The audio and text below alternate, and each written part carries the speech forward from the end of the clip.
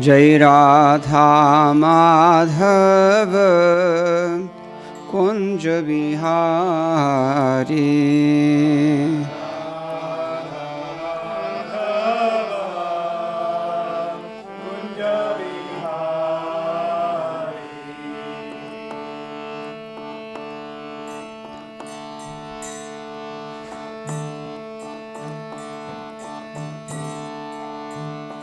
Rai Radha Madhava Kunja Bihari.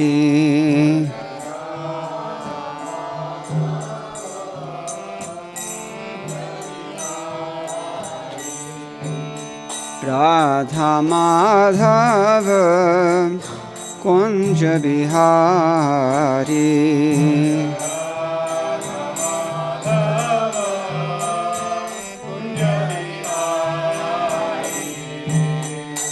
Radha Madhava Kunja Bihari.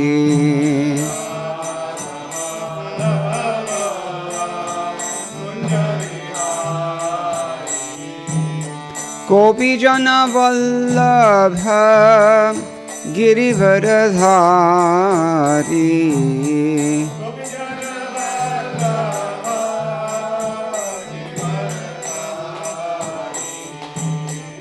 Gopi Jana Vallabha Girivaradhari.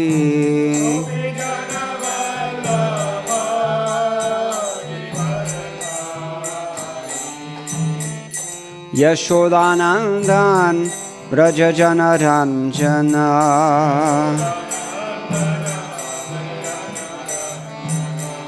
Yashodanandana Braja Jana Ranjana.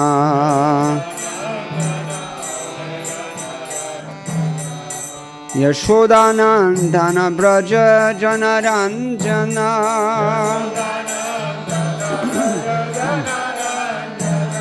Yashodanandan Braja Jana Ranjana.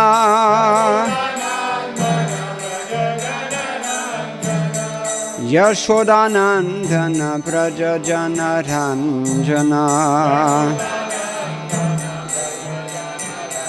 Yamuna Tira Vanachari.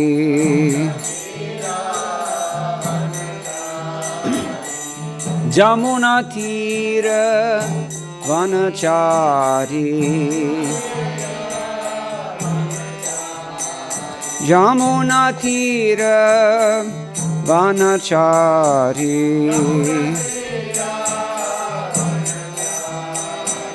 Jai Radha Madhava Kunja Bihari.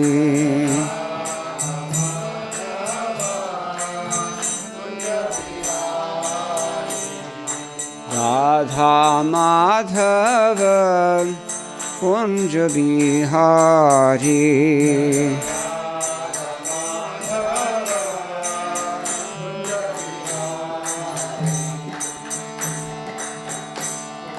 Gopi Jana Vallabha Girivaradhari.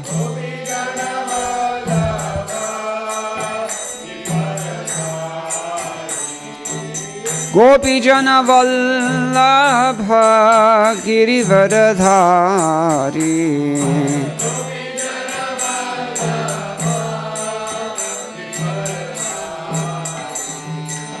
Yashodanandan Braja Jana Ranjana.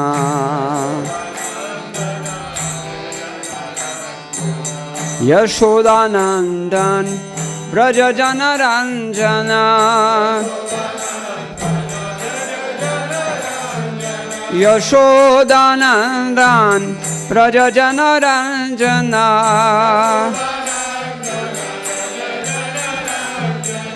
Yashodanandan Braja Jana Ranjana.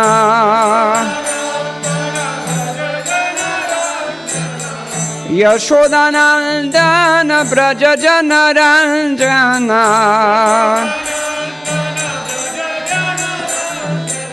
Yashodanandana Braja Jana Ranjana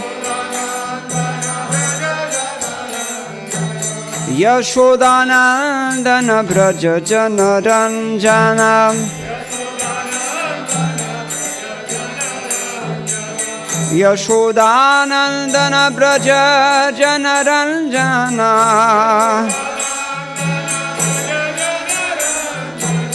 Yashodanandana Braja Jana Ranjana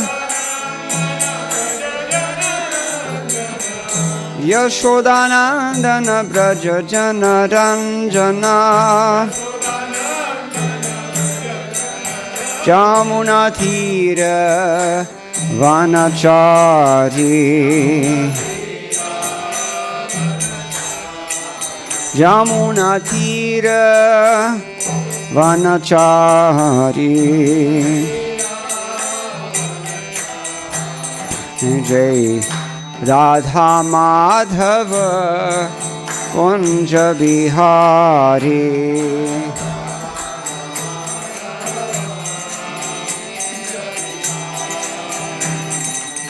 Radha Madhava Kunja Bihari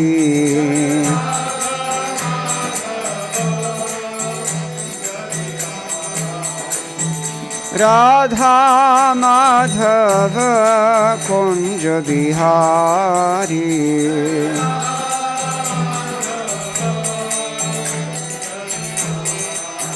Hare Krishna Hare Krishna, Krishna Krishna, Hare Hare, Hare Rama, Hare Rama, Rama Rama, Hare Hare.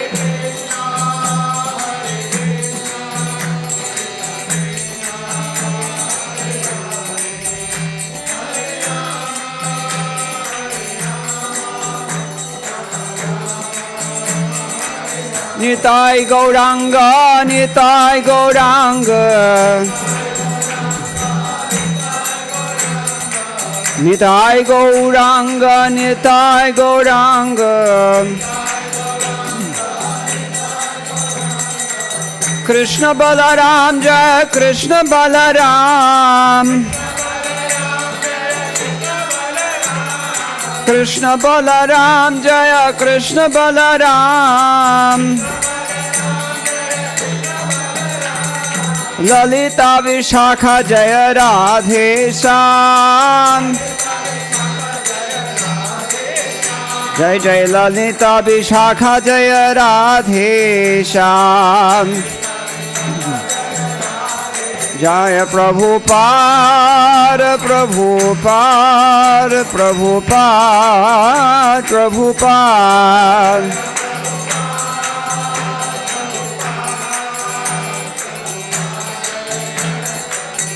Jai Jai Gurudev, Gurudev, Gurudev, Gurudev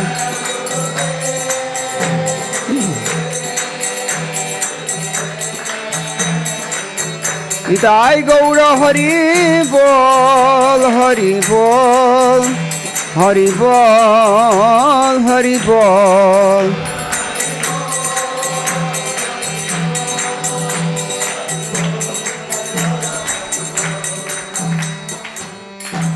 Gaur Premanande Jayam Vishnupad Paramasaha Sarvajagacharya Ashtotarajata Shri Srimad Shila Abhay Chanran Bhaktivedanta Sai Maharaj Shila Prabhupada Ki Jai Ananta Koti Vaishnava Vrinda Ki Jai Namacharya Shila Thakur Haridas Ki Jai Prem Se Kaho Sri Krishna Chaitanya Prabhu Nityananda Shri Advaita Gadadhar Shivasadi Gaur Bhaktivinoda Ki Jai Shri Shri Radha Krishna Gopa Gopinath Sham Kunda Radha Kundagiri Govardhan Ki Jai Vrindavan Dham Ki Jai Navadip Mayapur Dham Ki Jai Ganga Devi Ki Jai Yamuna Mai Ki Jai Bhakti Devi Ki Jai Tulsi Rani Ki Jai Samaveta Bhakta Vrinda Ki Jai Shri Harinama Sankirtan Ki Jai Grantaraj Srimad Bhagavatam Ki Jai ISKCON BBT Samsthapak Acharya Srila Prabhupada Ki Jai Go Premanande All glories to the Simul devotees. All glories to the Simul devotees. All glories to the Simul devotees. All glories to Sri Sri Guru and Gauranga. Jai Shri Prabhupada.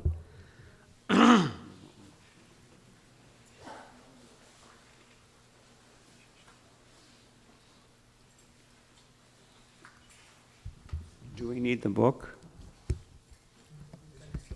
But I can't see. 1:5:18, no?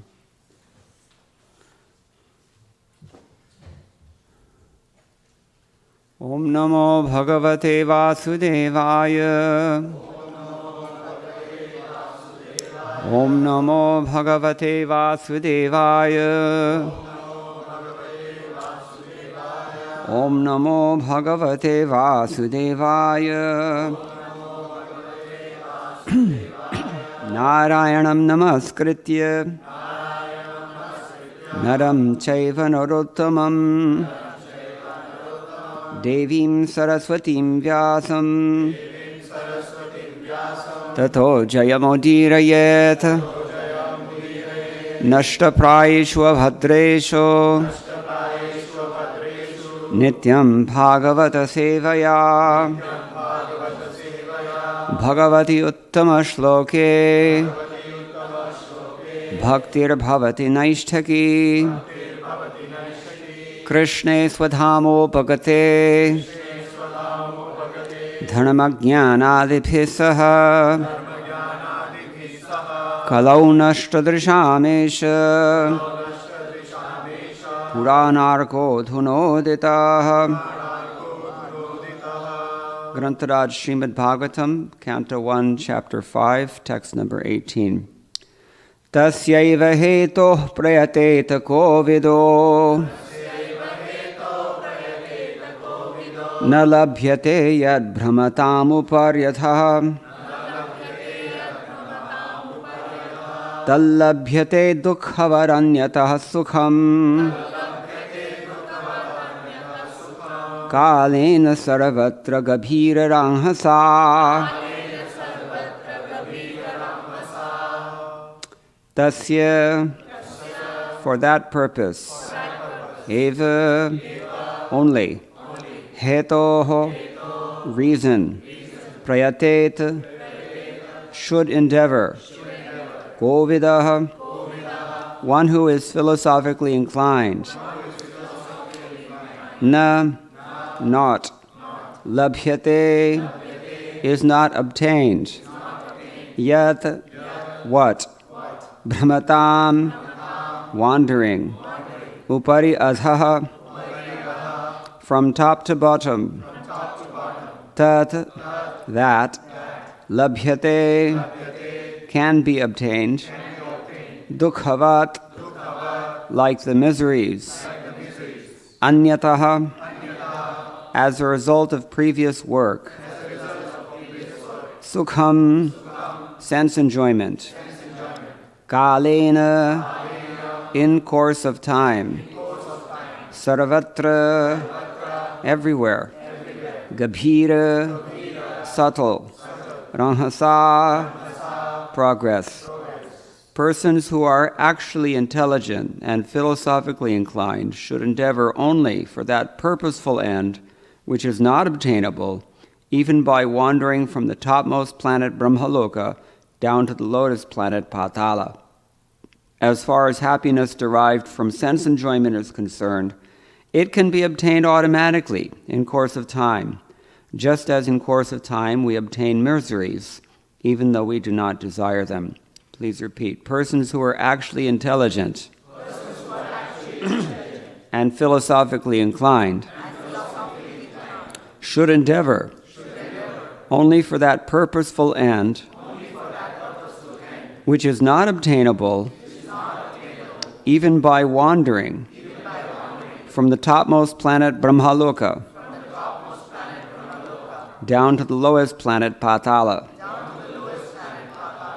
As far as happiness derived from sense enjoyment is concerned, it can be obtained automatically in course of time, just as in course of time we obtain miseries, even though we do not desire them. Purport by His Divine Grace A.C. Bhaktivedanta Swami Srila Prabhupada. Srila Prabhupada Ki Jai. Every man, everywhere, is trying to obtain the greatest amount of sense enjoyment by various endeavors. Some men are busy, engaged in trade, industry, economic development, political supremacy, etc. And some of them are engaged in fruitive work to become happy in the next life by attaining higher planets. It is said that on the moon, the inhabitants are fit for greater sense enjoyment by drinking somarasa, and the Pitraloka is obtained by good charitable work. So there are various programs for sense enjoyment, either during this life or in the life after death. Some are trying to reach the moon and other planets by some mechanical arrangement, for they are very anxious to get into such planets without doing good work. But it is not to happen. By the law of the Supreme, different places are meant for different grades of living beings according to the work they have performed. By good work only, as prescribed in the scriptures, one can obtain birth in a good family, opulence, good education, and good bodily features. We see also that even in this life, one obtains a good education or money by good work. Similarly, in our next birth, we get such desirable positions only by good work. Otherwise, it would not so happen that two persons born in the same place at the same time are seen differently placed according to previous work. But all such material positions are impermanent. All such material positions are impermanent. The positions in the topmost Brahmaloka and in the lowest Patala are also changeable according to our own work. The philosophically inclined person must not be tempted by such changeable positions. He should try to get into the permanent life of bliss and knowledge, where he will not be forced to come back again to the miserable material world, either in this or that planet. Miseries and mixed happiness are two features of material life, and they are obtained in Brahmaloka and in other lokas also. They are obtained in the life of the demigods and also in the life of the dogs and hogs. The miseries and mixed happiness of all living beings are only of different degree and quality, but no one is free from the miseries of birth, death, old age, and disease. Similarly, everyone has his destined happiness also. No one can get more or less of these things simply by personal endeavors. Even if they are obtained, they can be lost again. One should not therefore waste time with these flimsy things. One should only endeavor to go back to Godhead. That should be the mission of everyone's life. Om Jnana Timirandhasya Jnananjana Shalakaya Chakshurunmilitam Yena Tasmai Shri Gurave Namaha. Shri Chaitanya Manobhishtam Sthapitam Yena Bhutale Swayam Rupa Kadamahyam Dadati Swapadantikam Vandeham Shri Guroho Shri Utaparagamalam Shri Gurun Vaishnavamscha Shri Rupam Sagrajatam Sahaganaragunathan Vitam Tam Sajivam Sadvaitam Savadhutam Parijana Sahitam Krishna Chaitanya Devam Shri Radha Krishna Padan Sahagana Lalita Shri Vishakhan Vitamscha. He Krishna Karuna Sindho Dinabandho Jagatpate Gopesha Gopika Kanta Radha Kanta Namostate. Taptakanchana Gaurangi Radhe Vrindavaneshwari Vrishabhanu Sute Devi Pranamami Haripriye. Vanchakalpatarubhyascha Kripa Sindhubhe Evacha Patitanam Pavanebhyo Vaishnavebhyo Namo Nama. Jaya Shri Krishna Chaitanya Prabhu Nityananda Shri Advaita Gadadhara Shivasadi Gaur Bhakta Vrinda. Hare Krishna, Krishna Krishna, Hare Hare, Hare Rama, Rama Rama, Hare Hare. Tasyaiva heto prayatet kovido. Covid. What does COVID mean? Prabhupada has said, persons who are one, intelligent, and two, philosophically inclined.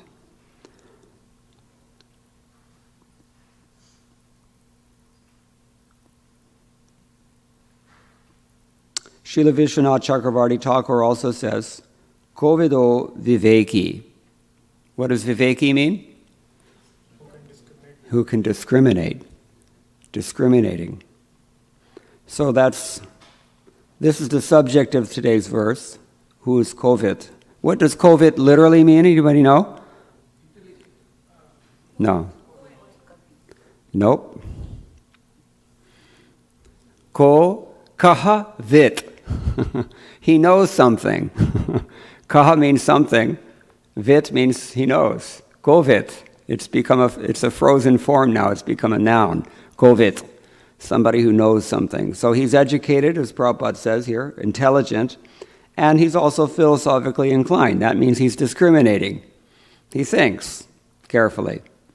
So this person is the candidate for what we're discussing in today's verse.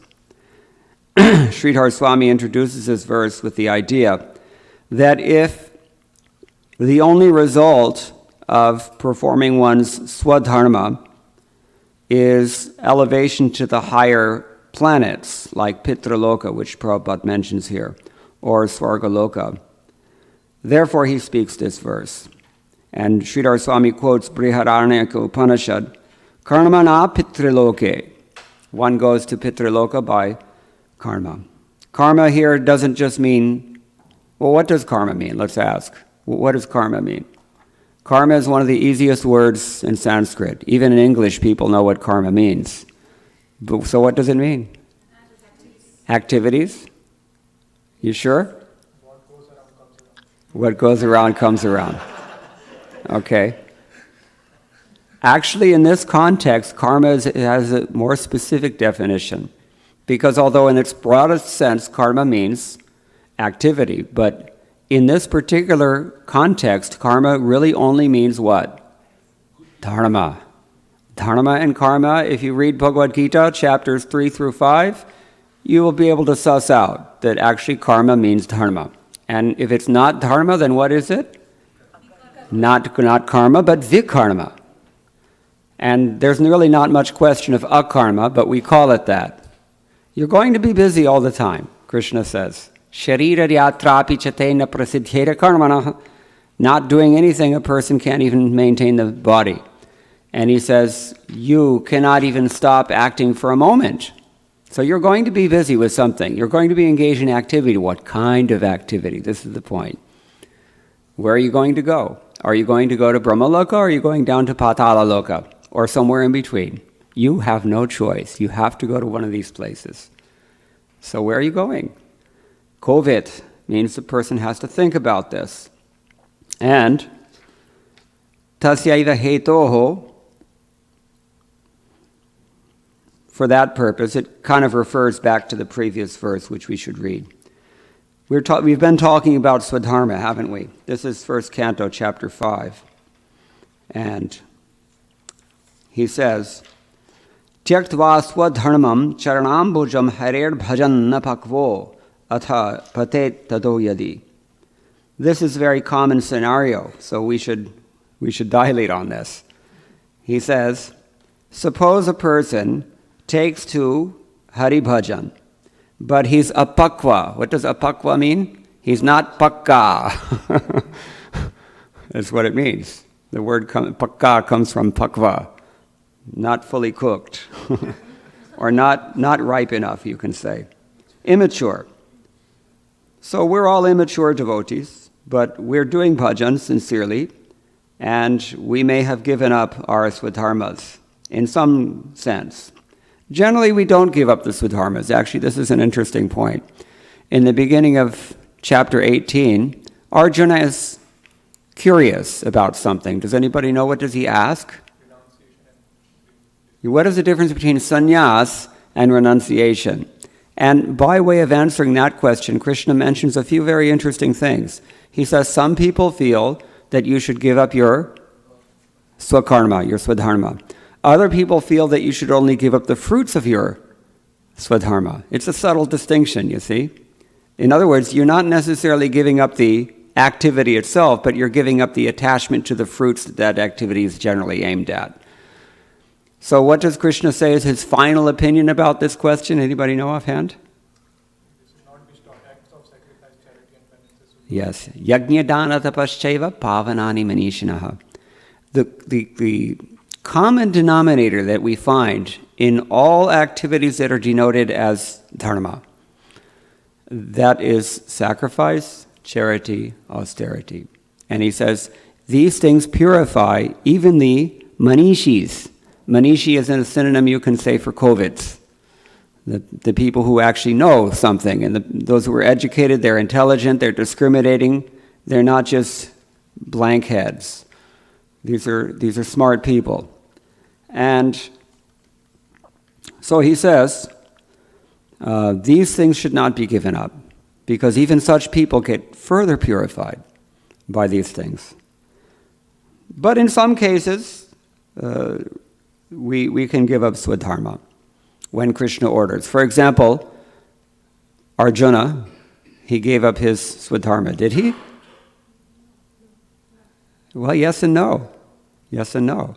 Because it's not his dharma to kill his relatives. That swadharma he gave up. But it is his dharma, Krishna has argued throughout Bhagavad Gita. All the way throughout the Bhagavad Gita, Krishna has consistently maintained you have to do this because it is your prescribed duty. And at the end of the day, this is what Arjuna was persuaded to do. He fight. That was his duty. We all have our own duty. That's why they call it swadharma. It's tailored to each individual. But the characteristic that dharma always has in common is that it is enjoined in the Shastra. And in the end of chapter 16, Krishna has told us, how do we know what to do and what not to do? What is the answer? Anybody know? How do you know what to do and what not to do? Krishna. Yeah, tasmat shastram pramanam te karya vijanataha. You should understand what is to be done and what is not to be done on the basis of what the Shastra says. And here he's quoting the Shastra. If you're interested in elevating yourself, say to Pitraloka, or as Vishwanath Chakravarti Thakur, he quotes the Rig Veda. If you're interested in elevating yourself to the moon planet also, and drinking the nectar there, both of which Prabhupada mentions in his own purport, then you have to perform dharma. And generally this is what people do when they're pious. Nowadays no one is pious, so nobody even cares. They don't even think. They don't even know anymore that this is what civilized human life actually means. Okay, so tyaktva dharmam charanambujam harer bhajan apakvo topatet tato yadi. Let us assume that you have given up your swadharma in an authorized manner for the purpose of devoting yourself to Bhagavan. But because of immaturity, patet, you fall down. Then what happens? This is Arjuna also asked this question in Bhagavad Gita. Who knows the answer, what Krishna said? What happens? He said, what happens if I take up this thing, but then I later, what does Krishna say? Yeah, at least you'll go to the higher planets. And that's what the Shastra says. The Shastra doesn't say you'll go higher than that. It says you'll go to Swarga. So at least you'll go there. You will not lose, in other words. This is the beauty of bhakti. That's why we call it Punya Shravana Kirtana. Either way, it's punya. Even if it's not pakva, but it remains punya. So you cannot lose. Throughout Bhagavad Gita, this is also clear. Yatra kwa bhadram abhud amushyakyam ko vartha apto bhajatam swadharmataha. Yet there is no danger of his being unsuccessful. On the other hand, a non-devotee, though fully engaged in occupational duties, does not gain anything. Why? That's being described here. This is Sridhar Swami says. He speaks this verse in order to illumine this point. And Prabhupada emphasizes this in his purport.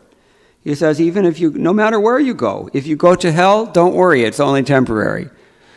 If you go to heaven, don't worry, it's only temporary. You can't win in this world. Whatever you get attached to, it's going to be taken away from you. Surur. You will lose it. Tamal Krishna Goswami used to encapsulate this realization very nicely. He said, 3 things are possible in this world. Only 3.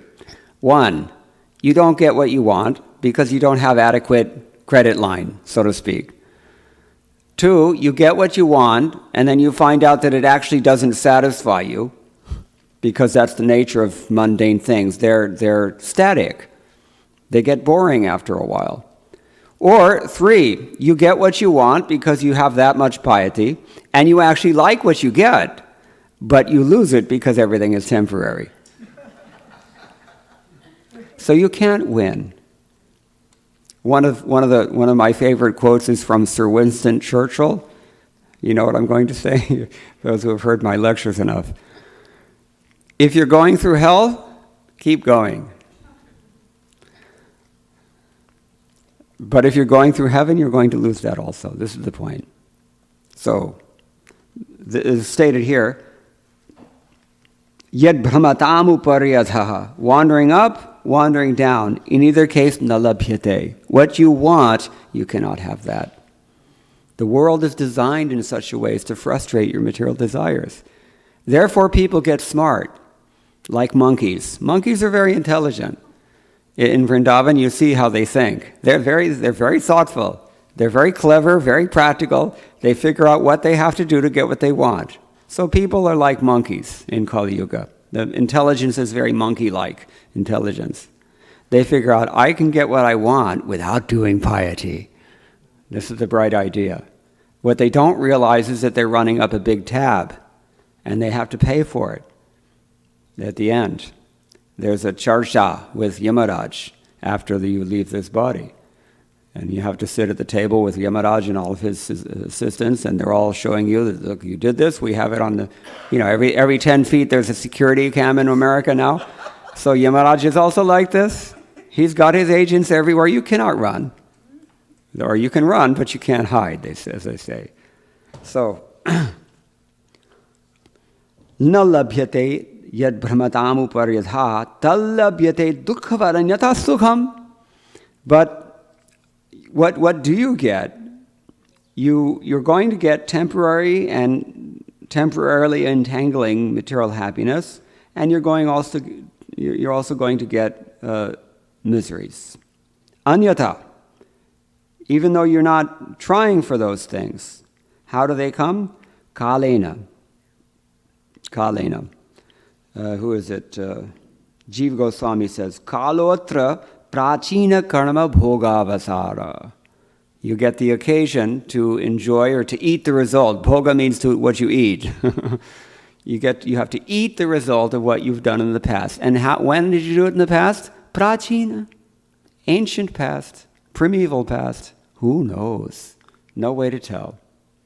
This is why Krishna says in chapter 3, the intricacies of action are very hard to understand.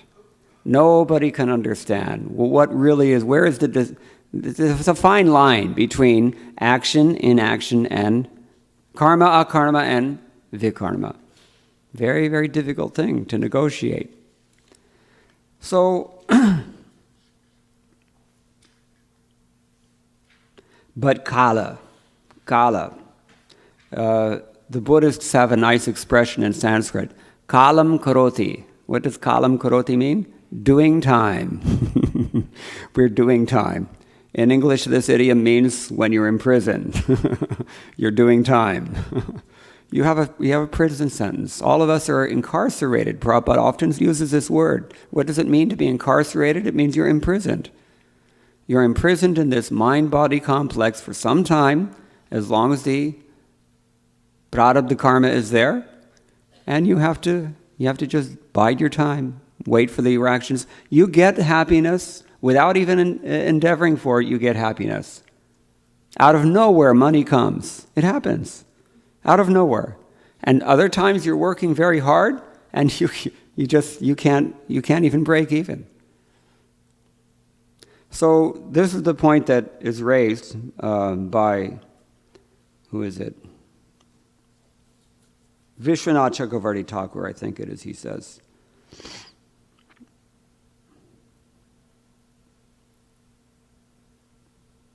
No, it's actually Bhaktisiddhanta Saraswati Thakur. Well, really, Krishnadas Kaviraj Goswami.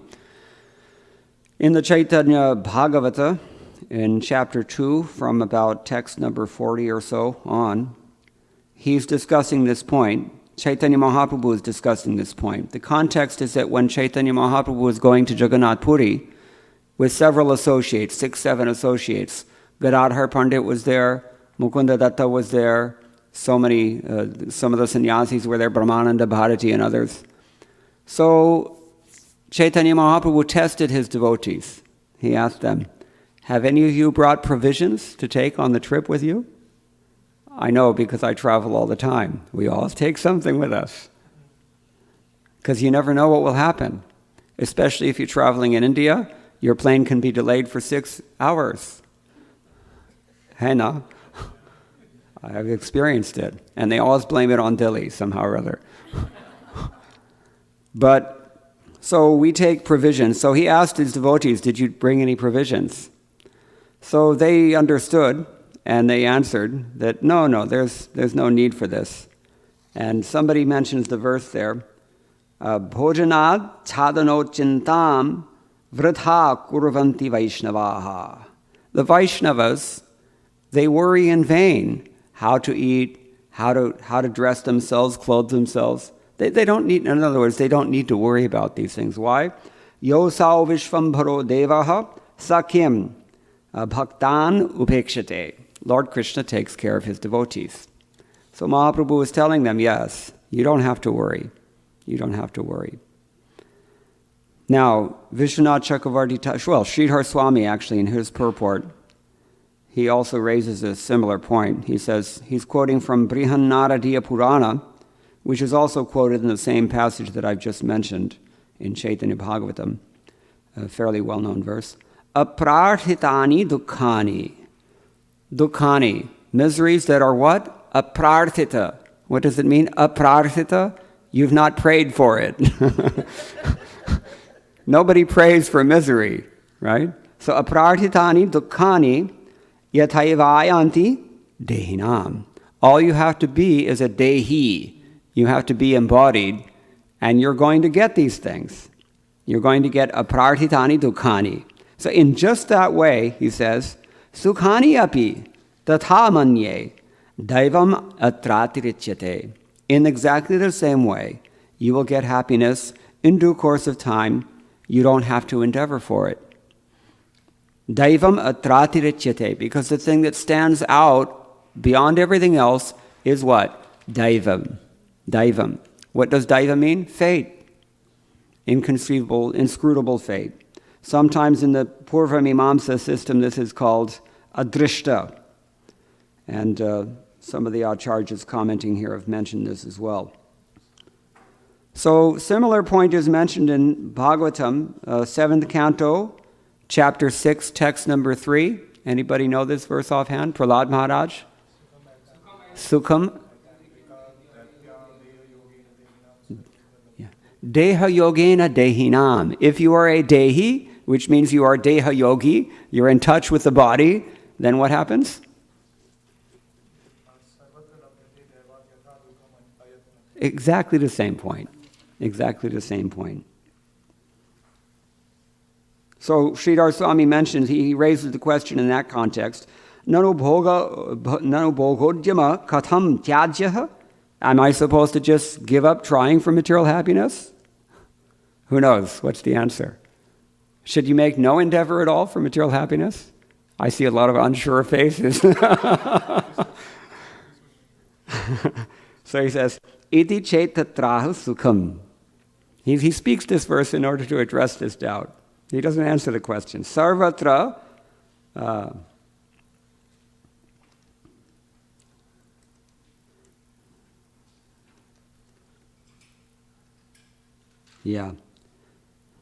Sarvatra, pashwadao api. Even if you're an animal, even if you take birth as a pig, Prabhupada has mentioned the pigs, crusty pigs. You've seen them in India, right? They run up and down the gutter, they get covered with this black water, and then they go and lie in the sun for some time, and then they get all crusty and filthy, filthy creatures. They're eating the most filthy thing. Their habits are the most... Even these pigs, they become happy. And the amazing thing, even if you are the king of heaven, Indra, when you take birth as a pig, you're very happy with that situation. Anybody know the story? He took birth as a pig due to a curse. And when the time came for the curse to end, he got so attached to that position, he didn't want to give it up. Brahma had to come and say, hey, listen, you're the king of heaven. What are you doing? He said, give it up. Let's go. Come on. And Indra said, no, I have my sow is here, and I have my little piggies. There's so many of them. And just like us. Hey, think about it. What is the difference? What is the difference? The same sensation on the pig's tongue is the same sensation on a human tongue. Deha yogina dehinam. What do they call? Samsparsha. Right? Indriya sparsha. The indriya touches the indriya's objects, and then you feel some enjoyment from that. Whether you're a pig or whether you're a human being, it doesn't matter. Or you're a dog or whatever. We have dogs in Vrindavan everywhere. Here you have dogs, but here the dogs, they travel around in a little lady's purse. Rodeo Drive in Beverly Hills, it's like every 10 feet you see some high-heeled woman with a little tiny, small, you can't even imagine how do dogs get so small. And it's sitting in the woman's purse.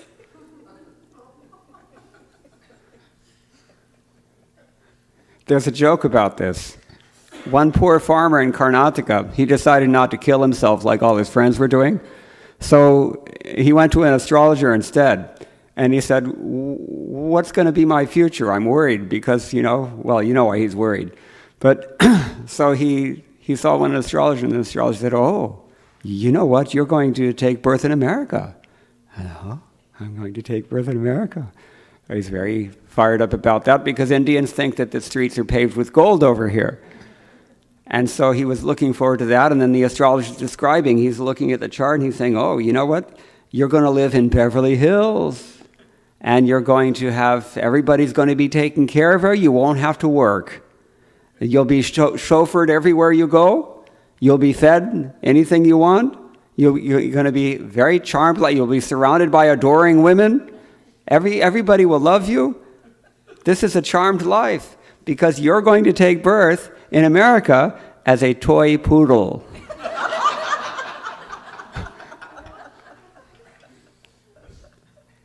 So even if you're a dog, even if you're a pig, or even if you're Indra, you get the same thing, and it's always temporary. This is the point. So there's really no point.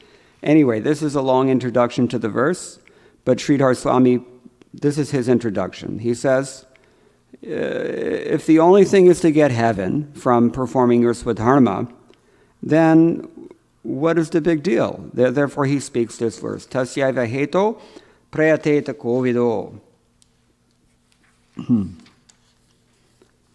Nallabhyate tad brahmatam uparyadha.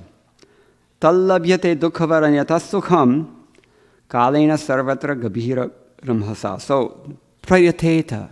What does prayateta mean? What does it say on the board here? And yeah, one should endeavor. So this is Sridhar Swami says, Yatnam kuryat. That means yatna karna chahiye. You have to endeavor. But you don't have to endeavor to produce the result. So then why are you endeavoring? If your endeavor has nothing to do with the result anyway, then why are you endeavoring? For purification, for duty, they're both correct answers. This is human life. Human life means a discriminating person can see that there is a reason to act in this world. Even though nothing lasts forever in this world, still there's a reason to act. What do you get? You get auspiciousness. And auspiciousness is very favorable for Krishna consciousness. Therefore, it is not the only reason to perform dharma to attain Svargaloka. Otherwise, the Srimad Bhagavatam, Narad Muni and others within it, they would be in error when they instruct us to follow Varnashram very carefully. So many chapter after chapter in the Bhagavatam, this is given like this. Srila Prabhupada also, I've pointed out many times before, that he gave roughly 80% of his instructions on this topic in the last 3 years that he was amongst us. Because he saw that these people's lives are so unstable and unpredictable and miserable that, you just need to stabilize yourself somehow, and Varnashram Dharma does that. Any kind of Dharma does that. I should be more general. Sadhana Dharma. The problem is that in the West, people have no concept of this word. And because there's no word to express it. That's why we find, I counted once, there's at least 24 different definitions are given for this word throughout Srila Prabhupada's books. 24 various words are given to define dharma. What does dharma mean? And it means all of them at once. This is the point. That means the concept one scholar said about this, the concept has to actually enter the language. Just like we got the idea of karma. I said in the beginning, we have some idea what is karma in the West. Similarly, dharma it's a concept that has to be introduced, because there's no way to stabilize one's material life without that. And it's a good idea to stabilize your material life. Not only for the purpose of social solidarity, what does Krishna call this in chapter 3? Loka sangraha. That means social harmony. That's one reason. But internal purification, you said, purification. Sattva samshuddhi. Later on, where is it? In chapter 16? Abhayam sattva samshuddhir. So this is a very high priority in Krishna's view. When he's describing what is knowledge, this is the second of those items. Sattva samshuddhi. What does it mean? Purifying your existence. Here, sattva doesn't mean sattva guna. Sattva means literally sattva, beingness. Sat means to be. And tva means, it's a suffix, ness. So existence, we can say. And what kind of existence do we have to purify? Do you purify your spiritual existence? Is it? You have to purify your spiritual existence. It's already pure. You have to purify your mind. You have to purify your body. Because both of them have a very strong influence on you. This is humility. To be aware of this is humility. So as a mode of sattva samshuddhi, accepted in the service of Krishna, this is a priority. This is a reason that a person should make effort. And it's very clear that effort has to be expended here.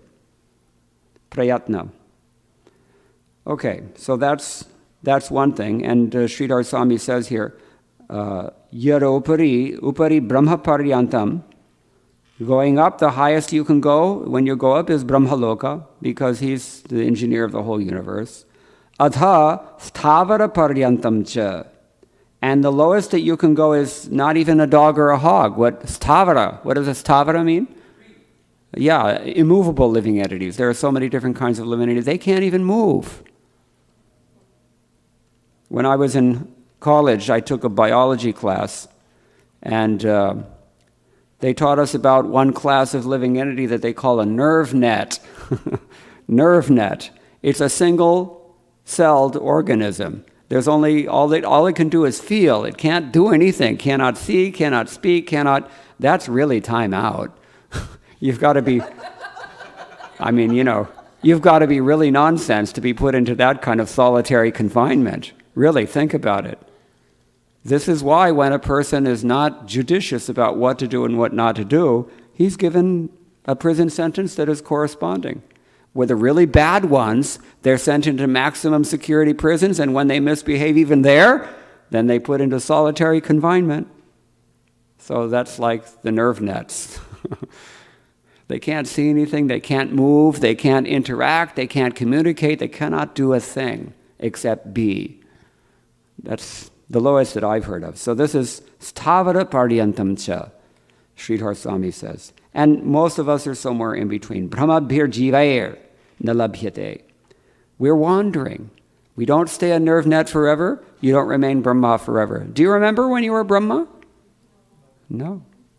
In the Brihadaranyaka Upanishad, I think it is, he says, Vamadev Rishi, he said, oh my God, he had this realization one day. I used to be the sun.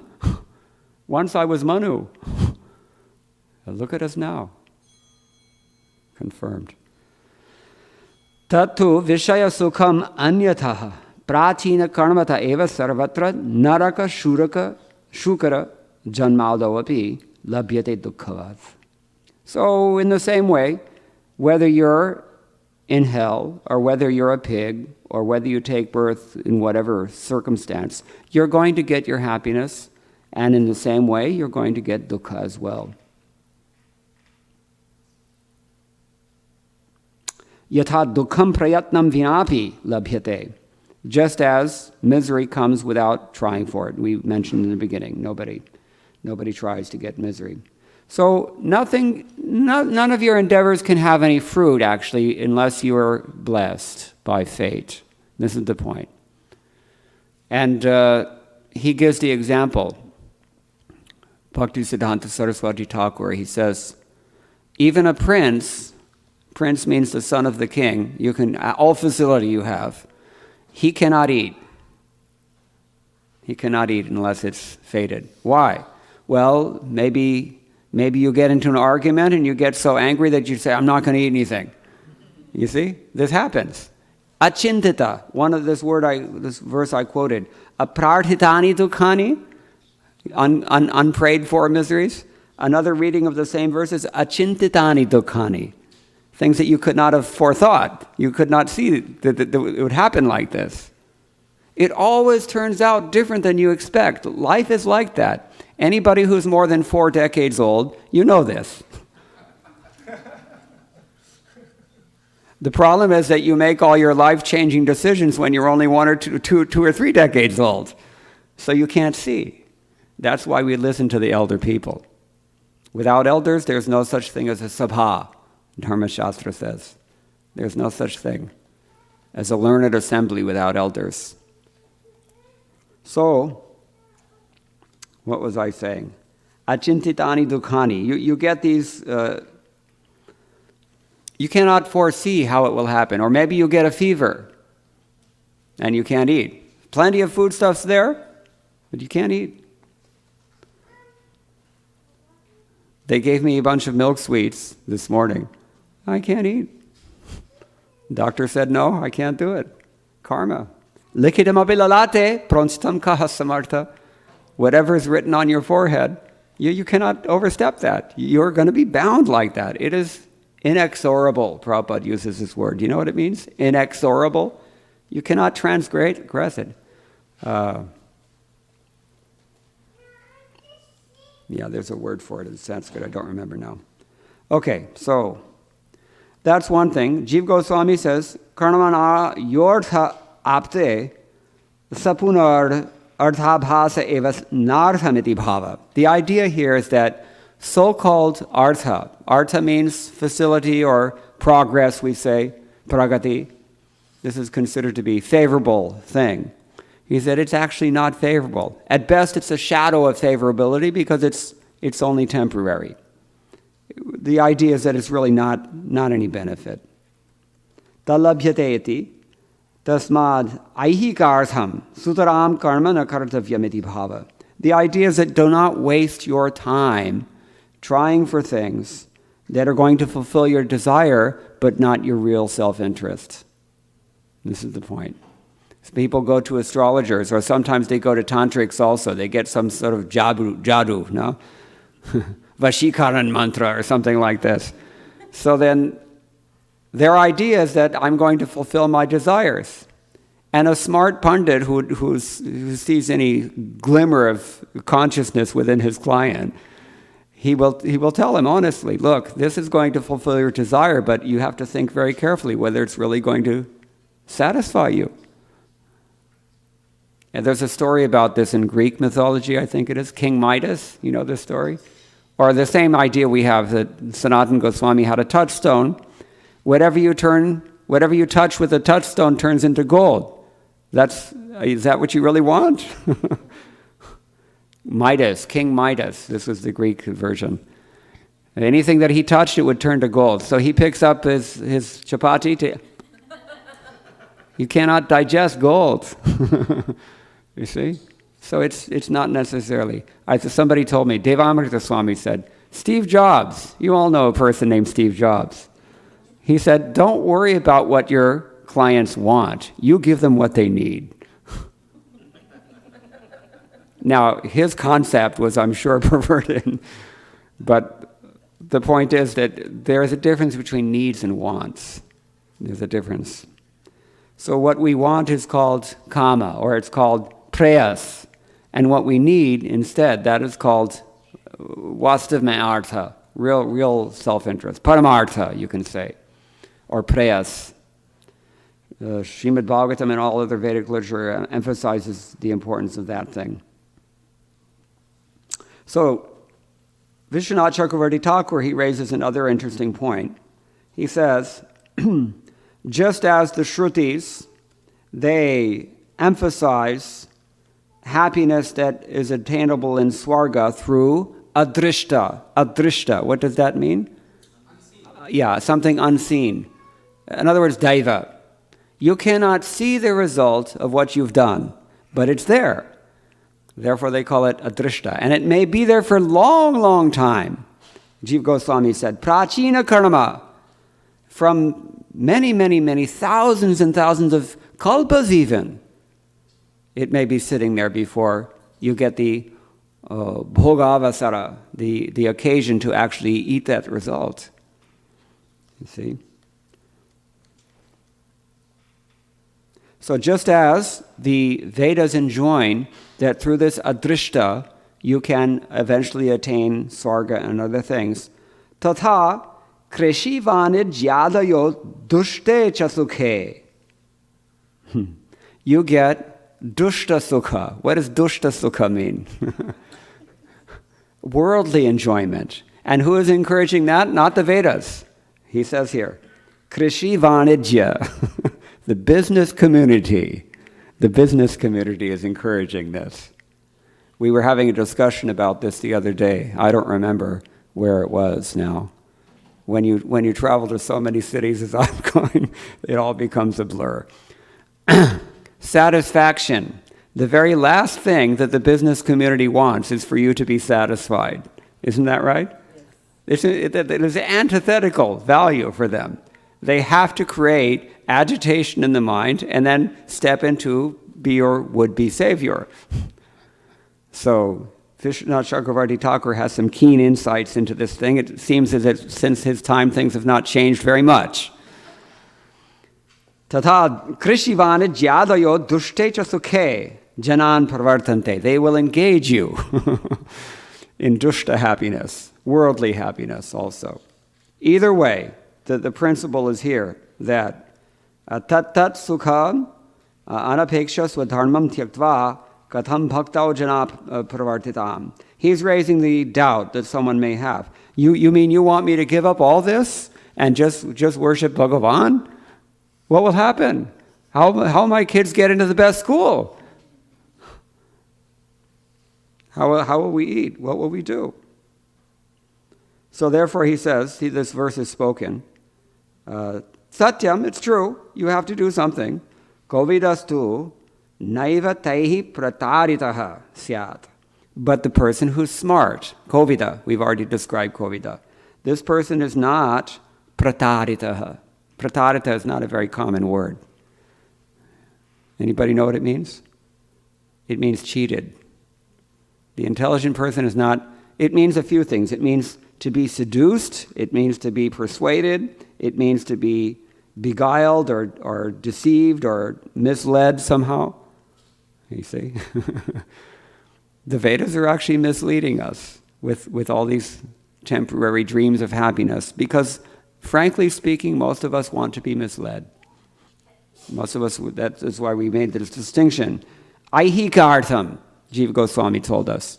Things that you want as opposed to things that you really benefit from. Most people are ready to settle with things that they want. Once in Mauritius, I was talking to one Karmakandiya Pandit, and he was telling me, he was an honest man. He said, we know everything. He said, we know everything. We know that Krishna's God. We know that this Karmakanda stuff is a waste of it. We know everything. But we can't tell people this. If we tell people this, then what will happen to our livelihood? He was honest. So the Vedas are cheating us in this way. And Krishna says, he says in so many places in Bhagavad Gita, we should not be misled or pratarita. And Veera Vishwanath Chakravarti Thakur says the devotee's not, or not even what to speak of devotee, the COVID. Anybody who's smart, he's not misled by these things.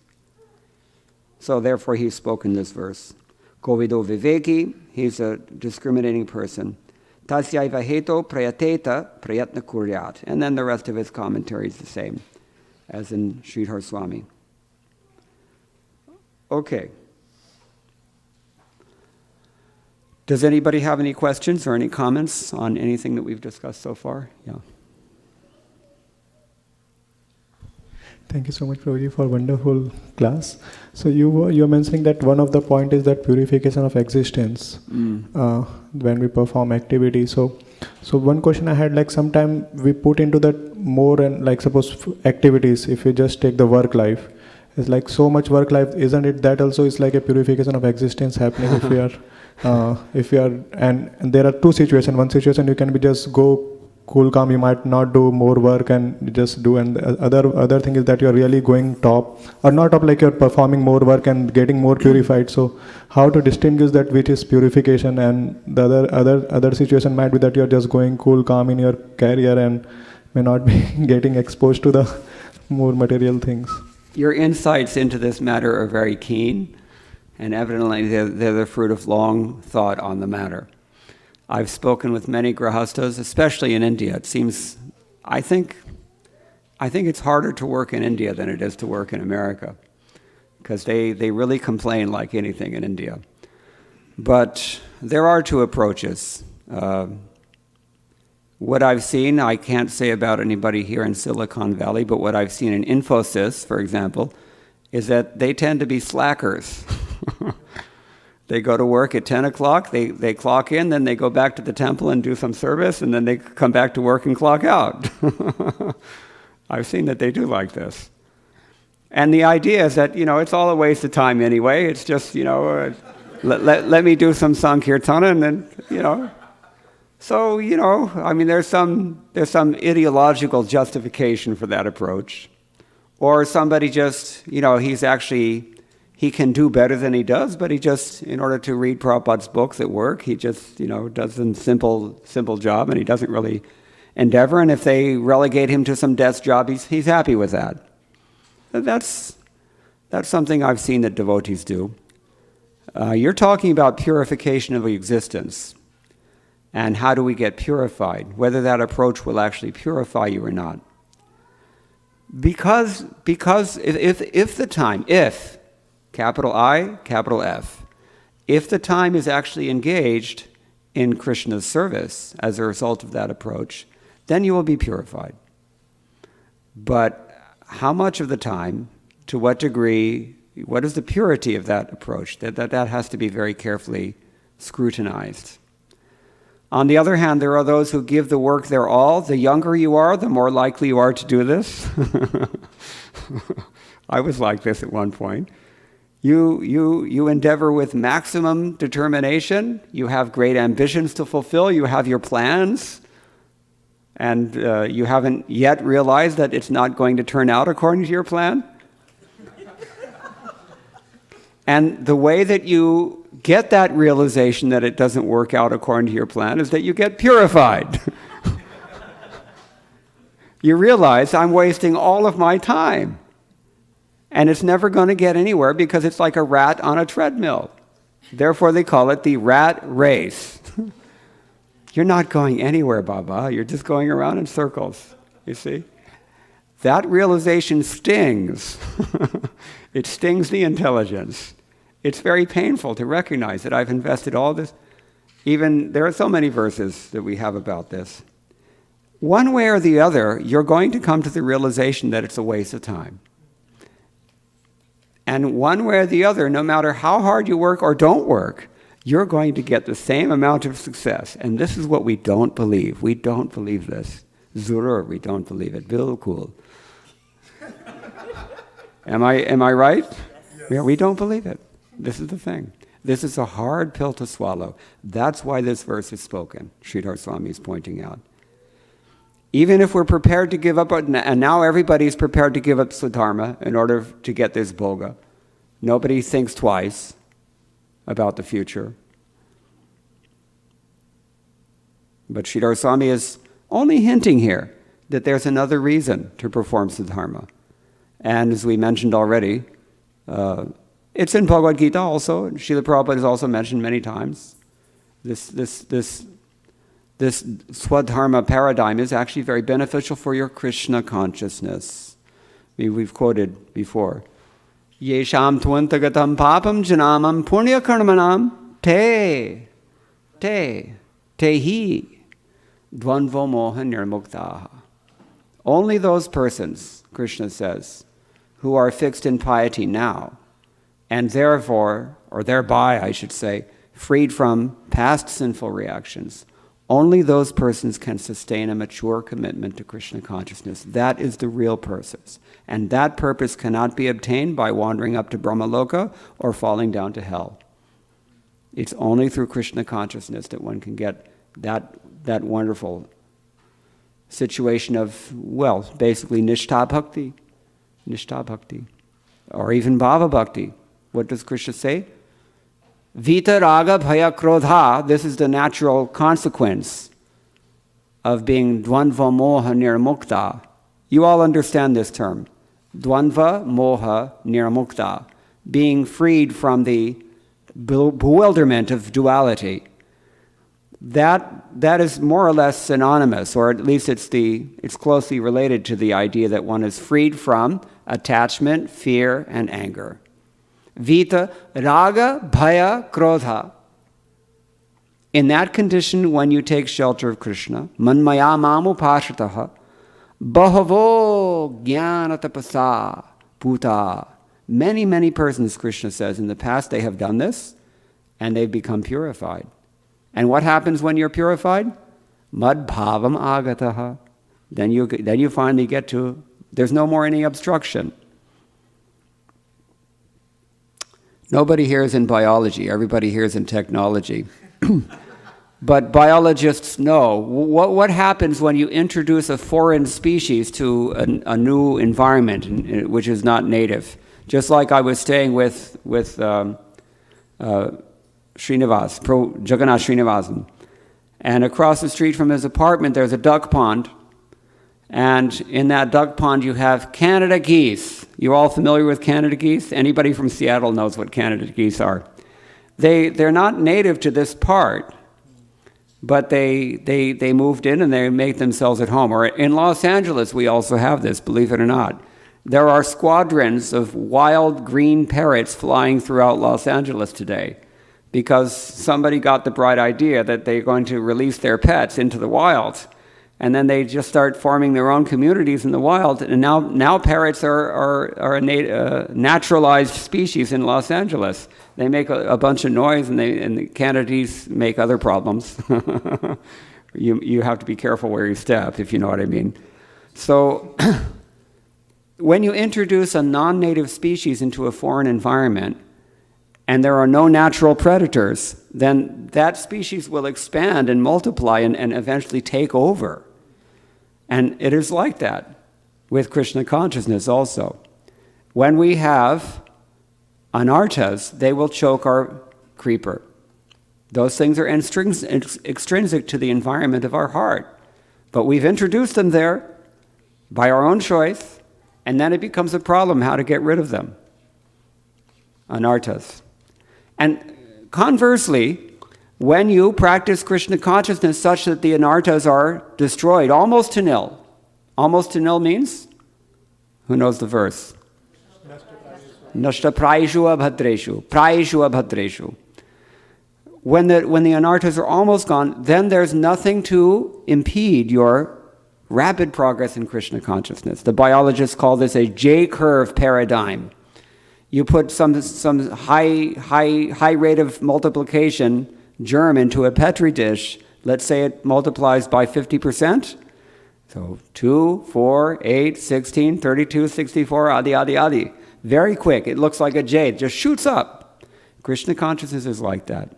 When we follow dharma, then we become purified, and there's the obstructions to Krishna consciousness are removed, and the Krishna consciousness takes off like anything. This is the value of this, of not giving up your swadharma. Okay, you had a question?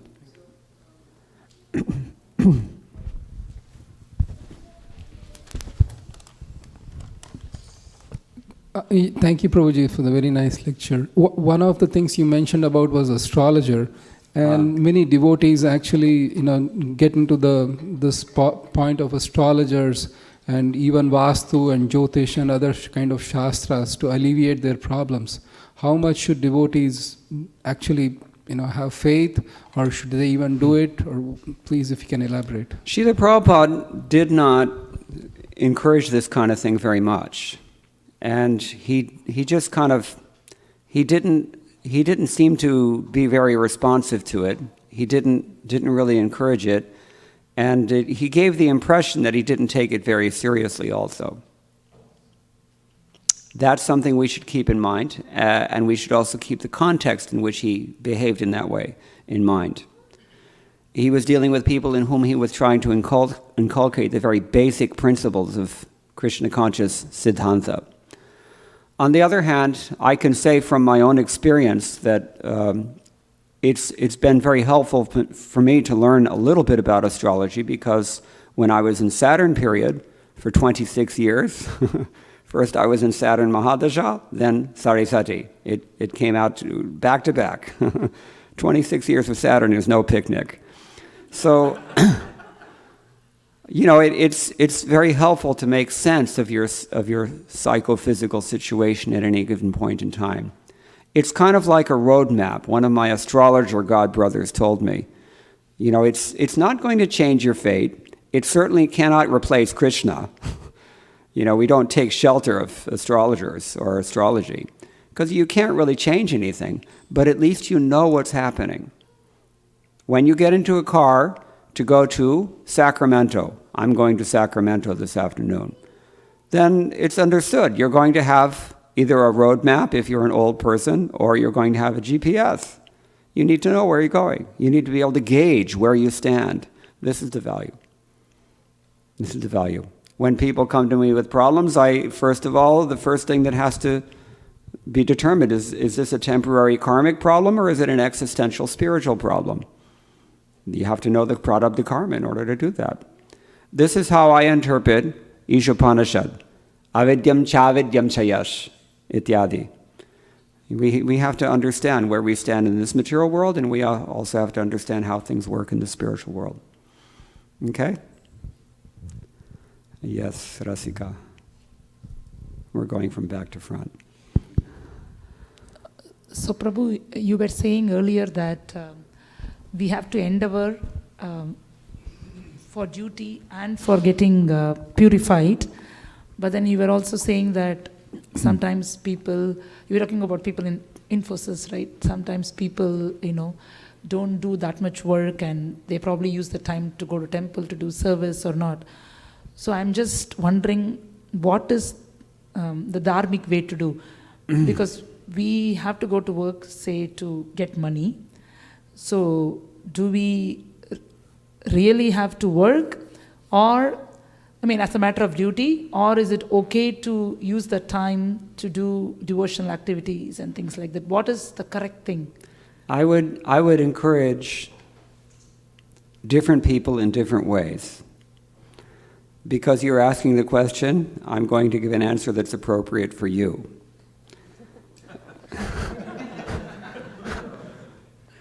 That is that you have to do whatever facilitates the service of your spiritual master to the maximum degree, whether it's ordinarily considered to be dharmic or not. Actually, Krishnadas Kaviraj Goswami, in the beginning of Chaitanya Charitamrita, he says that the root of all cheating is dharma.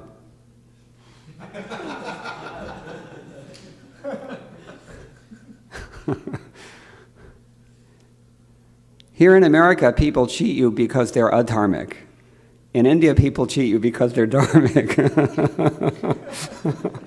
It's kind of hard to explain that without experience, unless you've experienced it. But in general, I would encourage, to a general audience, I would encourage you work honestly and do the best job that you can, because that purifies the heart. Yajna dana tapaschaiva. It is tapo, but it is not tapo divyam. This is the point. It's mundane tapas. To go to work every day is tapas. To negotiate the freeways here is tapas. To deal with office politics, it's tapasya. Yes. But it is not tapo divyam, and this is the point that should sting the intelligence. We should come to the realization at some point, I am wasting my time. Parikshya lokan karmichitan brahmano, what is that? Nirvedam ayan nastya krita kritena. A brahmana, a broad-minded person, he surveys all possible avenues of human life and considers, wait a minute, there's nothing here that's not karma. It's either my karma or somebody else's karma or a combination of both, and we know that karma is, it's flimsy, as Prabhupada said here, flimsy. It lasts only for a little while and then it's gone, and there's no substance here. Second half of the verse. This is from Mundaka Upanishad. Having surveyed all possible avenues of life and come to this conclusion, one should be disgusted. I'm wasting my time. One should come to this sense of detachment. Then he can say, Tad vijnanartham sagurum evabhikachet samit pani shrotriam brahmanishtam. At that point, one is a qualified candidate to approach a spiritual master because he will be an open book. Until that time, as long as we've got our own agendas and attachments, you can't hear. Even if you go to the guru, you can't hear. So that's why I said we give different advice for different persons. If a person is too much stuck in that ambition paradigm, you have to encourage them to burn out. And they will burn out. Because of their honest over-endeavor, they will burn out. And it's good for them. It should be so. But if a person has actually already come to the conclusion that it's all a waste of time and Krishna consciousness is the only thing that matters, then you devote 100% of your energy to that without consideration of any external paradigms or conventions. Is that okay? All right. Shraddha Devi. So I had two questions. The first is that when people fall down from the spiritual planets, do they always start as... When they fall down from? From the spiritual world. Okay. Do they always start as Brahma or they can start in any species? My understanding is that everyone's first birth in the material world is Brahma. Because it's like a slap on the wrist. It's not hardcore punishment. I mean, if you go from being in the spiritual world to becoming a nerve net, that's a pretty big fall. But if you're given some respect and you're given some facility and the disease is fairly light at that point. We can become more and more and more covered. But generally people do. This is the point.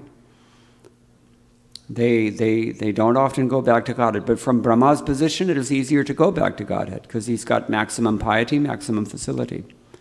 If you perfectly perform Varnashram Dharma for 100 births, then you can take birth as Brahma. This is the qualification. Perfectly. Think, what does it mean perfectly? Unfailing in your duty. Who is unfailing in his duty? Surya. Never is he late. Not once. This is the we can learn if we're sensitive and thoughtful. Not once does he come late. Not 1 inch over what it's supposed to come does the tide roll in the Pacific Ocean. This is, yesterday we were seeing at Jagannath's house, there are some squirrels that eat on his back porch. And she said that if we give them dosha, they don't want to eat it. But they only want nuts. So I said, yes, this is because he's following his dharma. It's proper for him to eat these kinds of things. That's why they like it. They'll fight for the nuts, but none of them will touch the dosai. So everybody follows their dharma in this world, except for the humans. Because human life is a junction. Mahat sevam dwaram ahur mukte tamo dwaram yoshitam sangi sangam. One hand you can go for sense gratification, you're going down to hell. That is the path. On the other hand, if you go for the satsanga, then you're going up. So Brahma's given this facility in the beginning. It's lenient punishment. And if he sees his mistake and goes back, then good. Not all the time is Brahma a pure devotee, because there are so many Brahmas, so many Brahmandas. Sometimes our particular Brahma, we're very fortunate, he's the head of our sampradaya. He's a pure devotee. Look at Brahma Samhita. All of our philosophy is based on Brahma Samhita.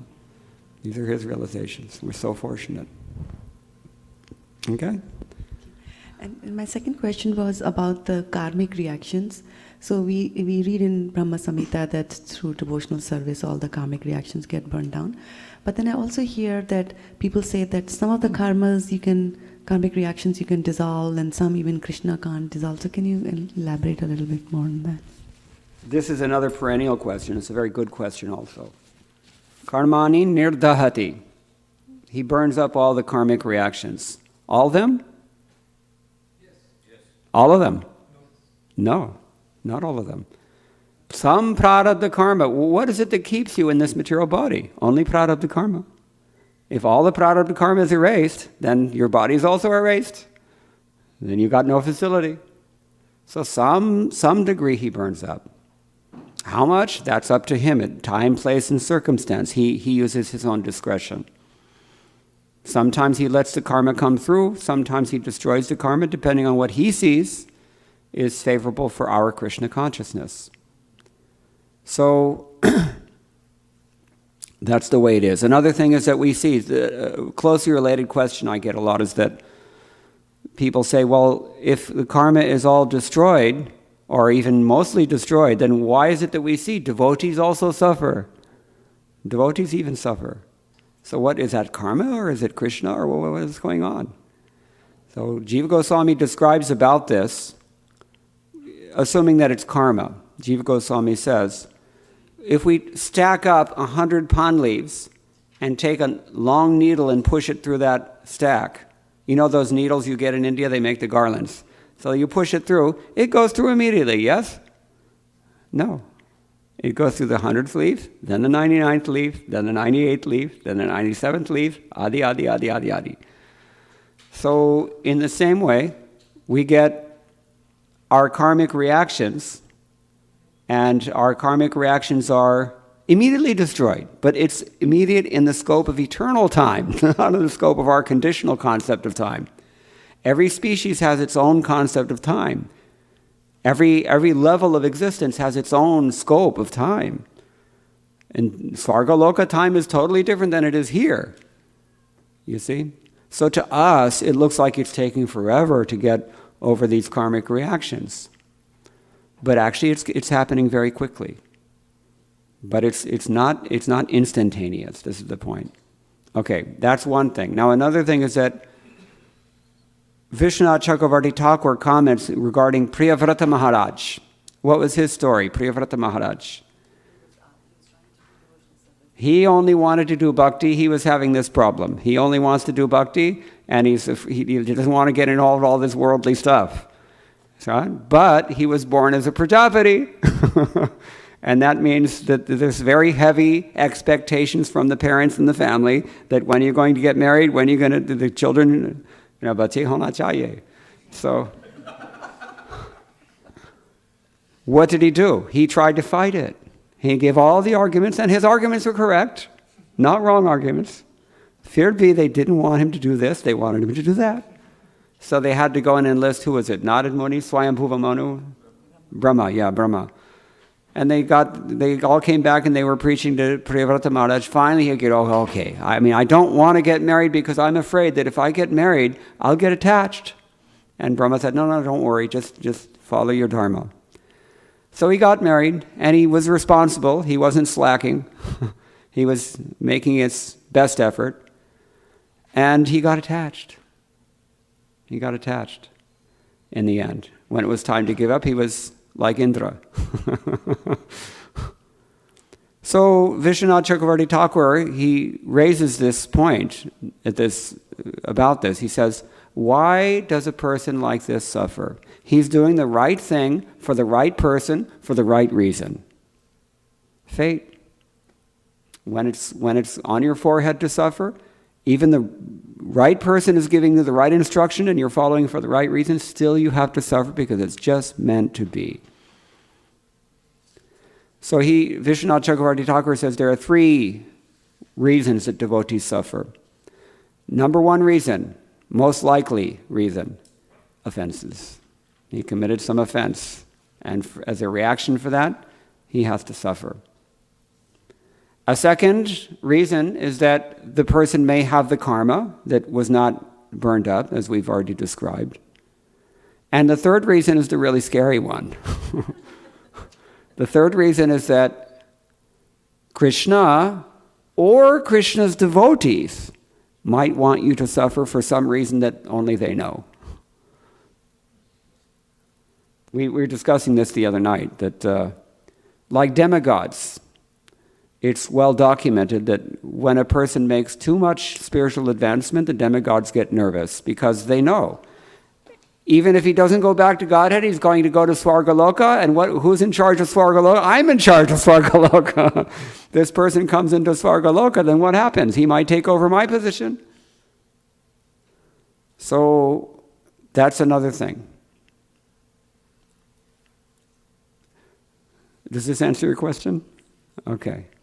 All right. We're going now from back to front. You had a question, Gandharvika. I think you covered this, Prabhu, but I still want to ask, because even though you say that spiritual life is tapodivyam, but still... Spiritual life is the real tapodivyam. It's yes. not just tapas. But still, not even Krishna conscious movement doesn't move without money, yes. right? So even within our movement, we see how much money is important. And I was talking to the other person, he says that there are so many devotees who have so many big plans, but they can't execute without money. So only people who work in the corporate or whatever you say Vaishya, that's they right. support. So how can we say that, like as you were saying, this is all, it doesn't purify, because it contradicts, because it seems like only if you do you can sustain, or your progress is measured like that, but it's completely different, but that percentage is very less as we see it. Tarako pratishta shrutayo vibhinna, I quoted the other day. Mahajano yenagata sapanta, whatever the spiritual master says, that is the priority. Everything galvanizes around that. Like in Duduna Swami, he can speak, but he needs a stage. So somebody has to provide that stage for him. You see? This is a person who's working hard for that purpose, there's no problem at all. That is also transcendental. It's just like this. We say that grihastha brahmachari, no? That person whose only purpose is to sustain dharma within the household, that person is also considered to be a brahmachari. This is Sridhar Swami. This definition comes from Sridhar Swami. So, yeah, it's true. And the other day I also mentioned this, that we say, Anyabhilashita shunyam jnana karmadhyanavratam anukulyanu krishnanu shilanam bhaktiruttama. Bhakti is devoid of karma and devoid of gyan. Your doubt is that, well, wait a minute, I see a lot of need for karma and gyan. And that's true. Because bhakti is at the same time consists of nothing but karma and gyan. But once it becomes bhakti, then it becomes transcendental divya karma, divya gyan. It's not it looks like ordinary pound, shilling, pence man. But iha yasya harir dasya karmana manasavacha nikilashvapyavasthasu jivan muktasu uchyate. That person has to be considered jivan mukta. Even he looks like a pound, shilling, pence man. Tamal Krishna Maharaj in Mumbai, at one point there was a court case, and he came to Srila Prabhupada. He was so busy with this court case, he hadn't read Prabhupada's books for a long time. He was in anxiety. He said, Srila Prabhupada, I haven't read your books for 6 months, but I've practically memorized all the Mumbai municipal codes all the way back to 1936. So tell me what to do about this. And Prabhupada told him, Prabhupada cut him no slack on it, because he knew that this person has surrendered. He said, sleep less. Prabhupada pushed on him, kept pushing. See? So our gurus, they have the empathy. Guru means empathy. Atmaopam yena sarvatra samam pashyati arjuna tyadi. The gurus have the empathy to know where we stand and to know what instruction to give us. So all we have to do is follow. That's all. And we should follow in full faith. Even if we happen to be working outside, that's fine. If we are guided by the Guru and it's pakka, everything is very clear, then you should have koi nishchay nahi hona. There should be no doubt. Koi shanka nahi. Okay? All right, in the back. It's a long time you've been waiting.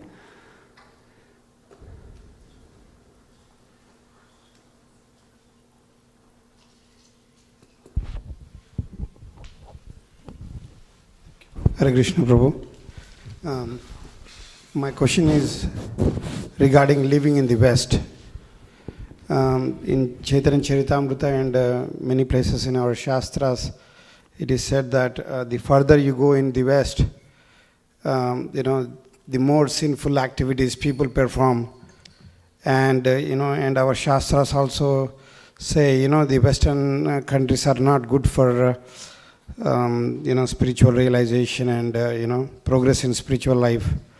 My question is, after living here for almost like 20 years now, sometimes I wonder, I'm really making any tangible progress in spiritual life. I feel like, I'm just wasting my time living in this part of the world. So, sometimes I feel I should, utilize my rest of the life properly and, make good spiritual progress. And this may even, one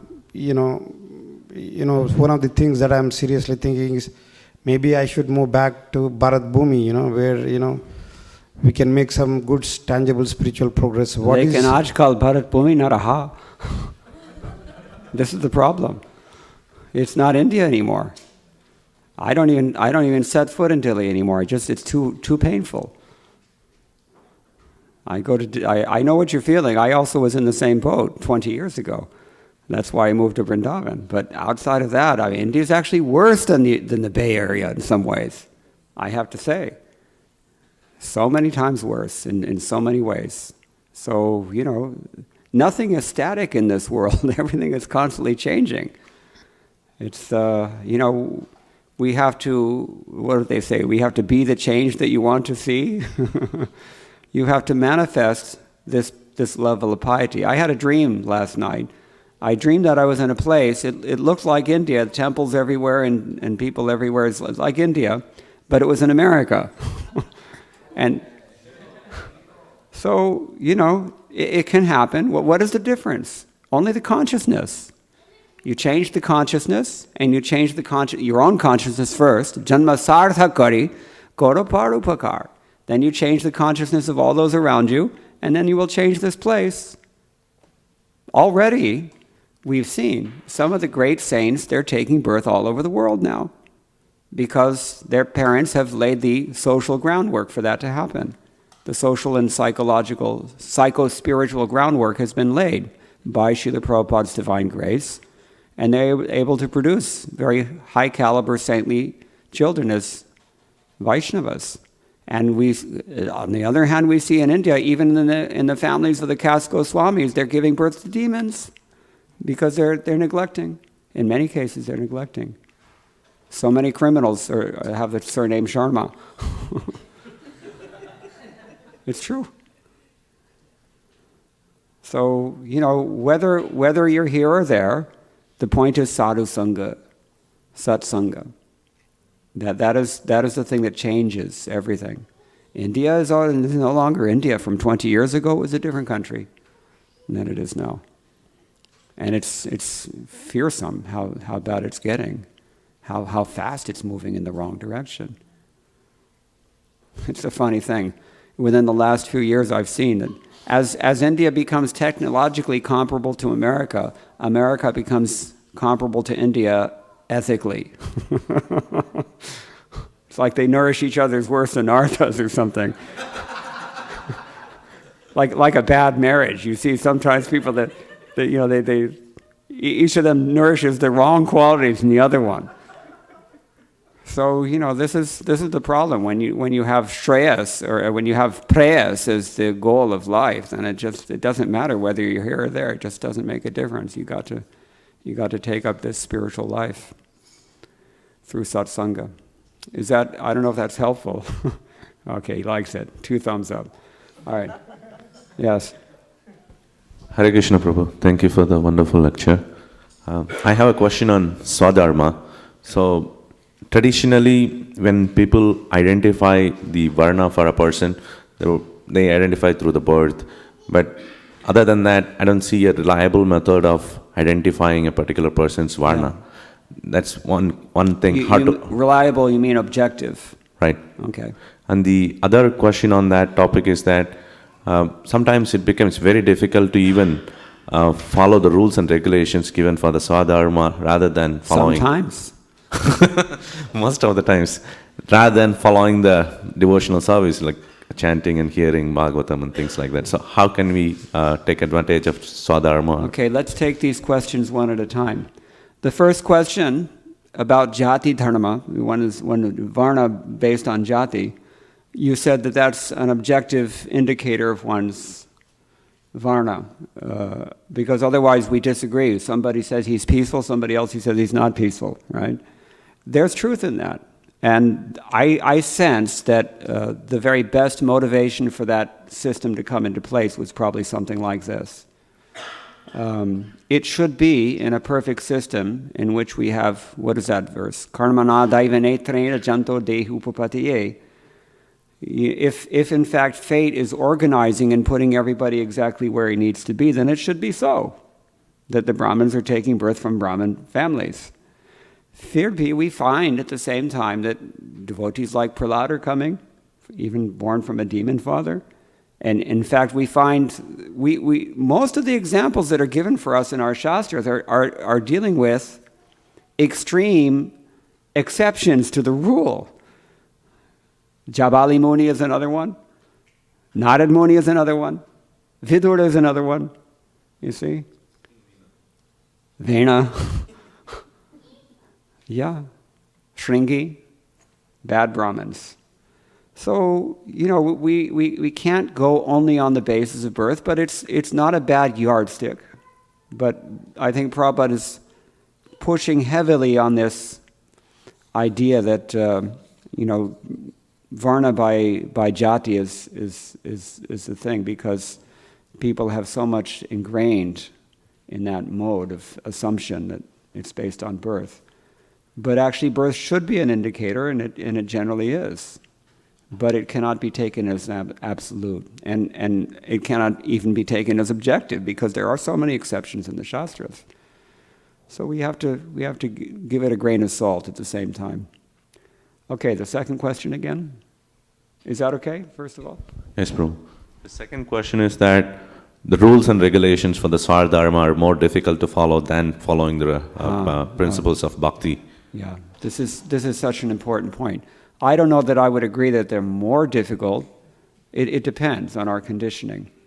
But following anything is difficult in Kali Yuga. And for that reason, we should work with our working principle should be that we have to do our duty in this world. But we have to always remain conscious of the fact that we cannot do our duty perfectly. And Krishna covers this in Bhagavad Gita when he says that every sort of endeavor is covered by some flaw also. And, people say, well, we can't follow these things in Kali Yuga, but we can't follow anything in Kali Yuga. What difference does it make? The point is that we, for the purpose of upholding the time-honored system and the instructions of the spiritual master, we make our best effort, but we don't ever fall into the illusion that our advancement is based on this. Because it isn't. It's ultimately based on mercy. But how are you going to get mercy if you're neglecting the instructions of the spiritual master? You see? Is that okay? Is it too oblique? No problem, that helps. Thank you. Yeah. So, we can't follow even bhakti sadhanas perfectly either. So we can't follow anything. People take initiation, they can't chant their rounds, they can't keep their vows, they can't do so many things. But we try.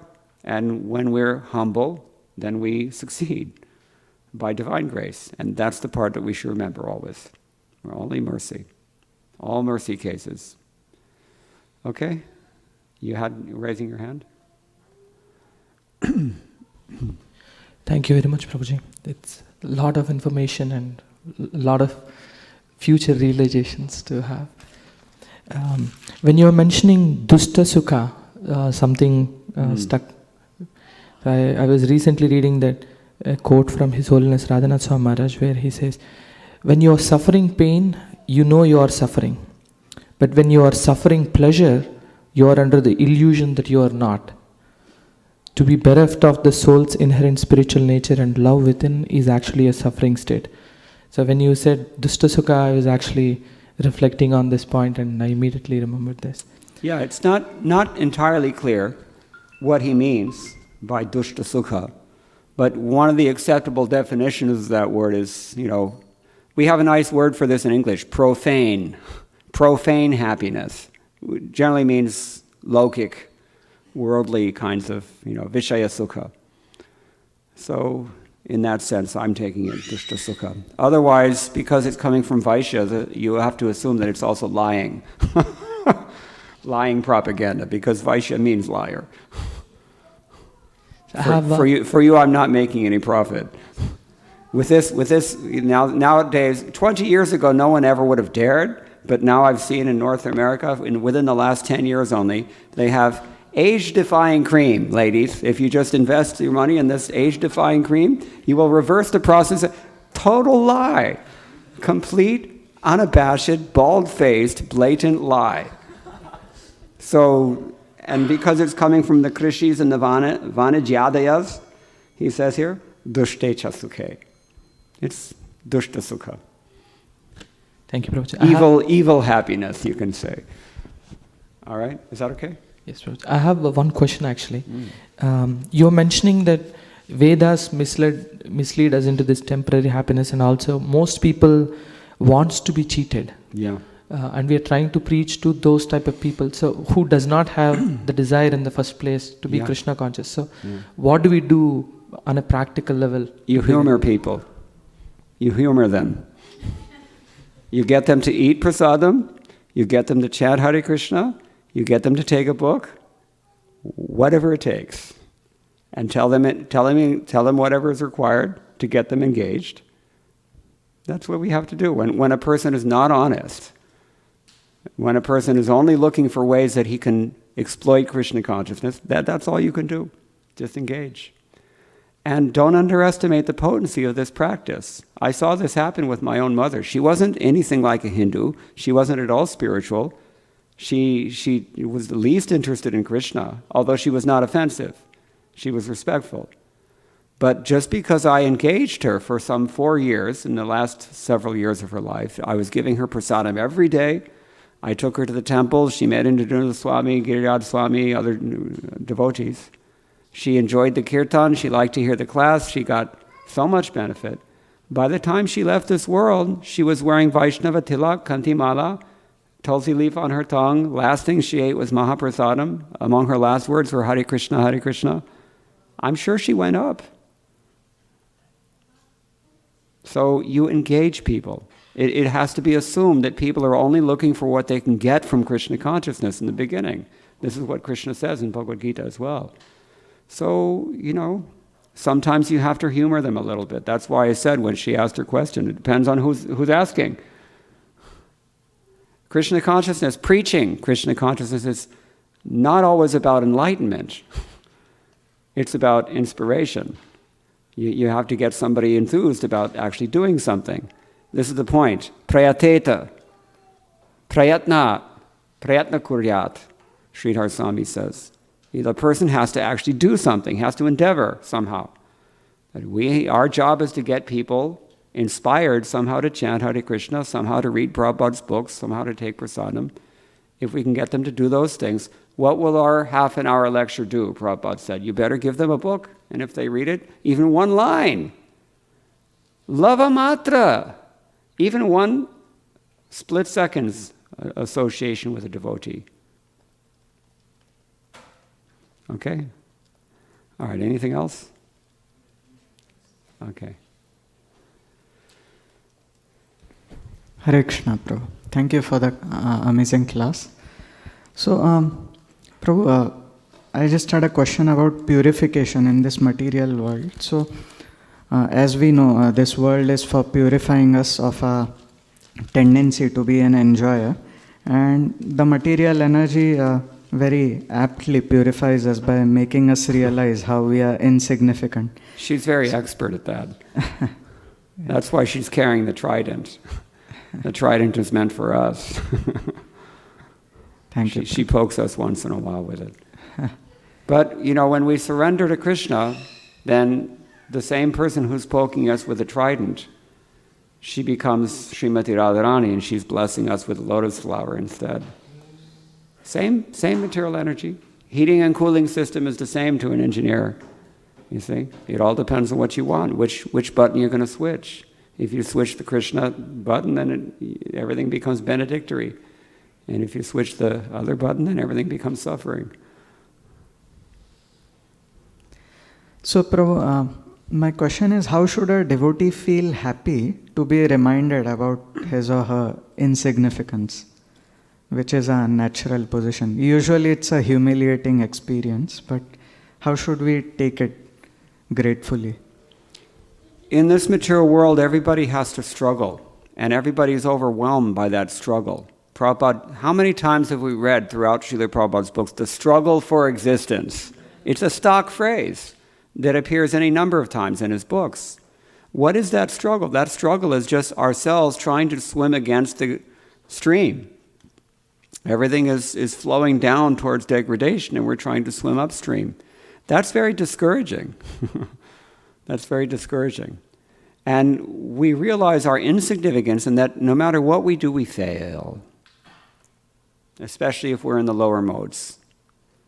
And it's quite discouraging. But we can take shelter of our insignificance in the sense that when we take shelter of Krishna, then our insignificance becomes our greatest advantage, because Krishna is called Bhakta Vatsalya. He loves his devotees. Vatsalya, what does Vatsalya mean? Huh? What kind of affection? What does maternal affection mean? Look at the etymology of the word. Vatsalya is derivative from Vatsa. Who is Vatsa? A baby cow, baby calf. So Krishna has this maternal or paternal love for his devotees. Not Krishna. Srimati Radharani. Vidagdha Sindhu. She's an ocean of expertise. Vidagdha Sindhu. Anuraga Rasaika Sindhu. She is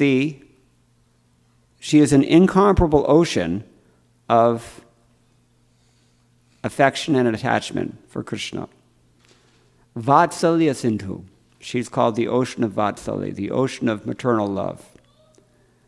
When a mother has a child who is the most weak, the most dependent, the most helpless, her attention goes especially to that one. This is how we can get inspiration from our insignificance. If we call out to Srimati Radharani for her help and we take her help, then we're actually in the more advantageous position than anyone else.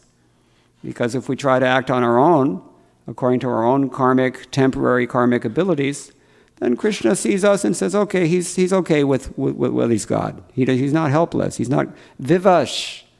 Apanna samsritim ghodam. What is that? Yannama vivashogranan. When a person calls out the name helplessly, vivash. Vivash means I'm completely overwhelmed and helpless. When we call out like that, then the Lord becomes our Savior very quickly. He cannot ignore it.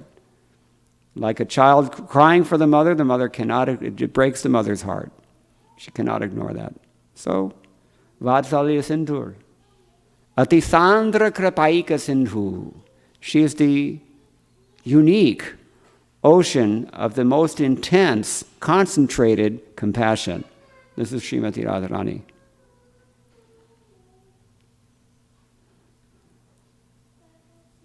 Lavanya Sindhu Amartha Chavi Rupa Sindhu. She is the ocean of charm, she's the ocean of beauty.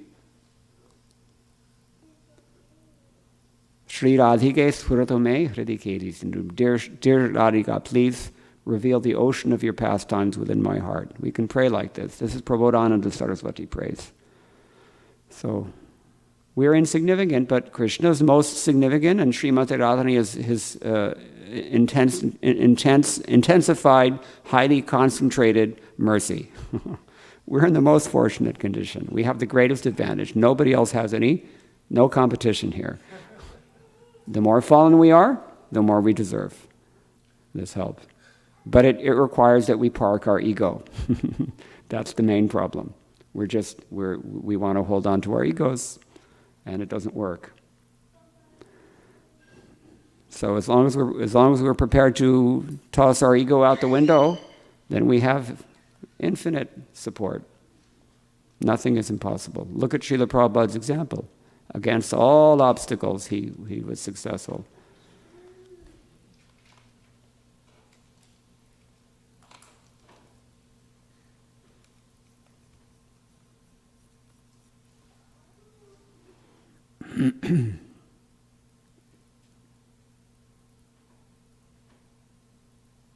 Gaurkishore Das Babaji, when he left this world, nobody knew who he was. Now he's world famous.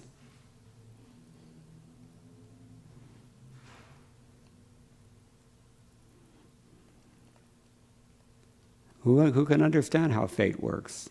Who can understand what Krishna's plan is? Did he have any idea about ISKCON? But now he's in every temple all over the world. People are taking shelter of him. It's inconceivable how the Lord works. Okay, is that all right? I think it's time to end now. No more questions? Then thank you very much. All glories to Srila Prabhupada. His Grace Mukunda Datta Prabhu ki jai.